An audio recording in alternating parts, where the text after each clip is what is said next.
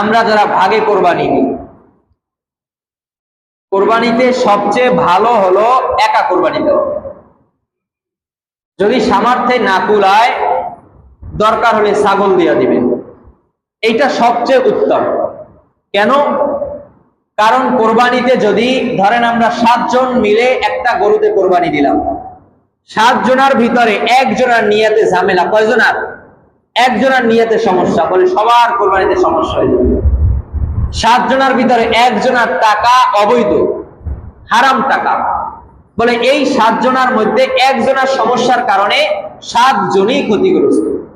এজন্য যদি সম্ভব হয় আমরা একা কোরবানি দিব, যদি সম্ভব না হয় বলে আমি ওইভাবে চয়েস করে ভাগ মিলাবো যে যাদের টাকা পয়সায় আমার এতটুকু আস্থা আছে, ভেজাল নেই, যারা একটু নামাজ রোজার দিকে বেশি ধাবিত, এরকম মিলায় ভাগ মিলাবো, যাতে কোরবানি করলাম কারো কারণে আমার আপনার কোরবানিটা নষ্ট হয়ে না যায়।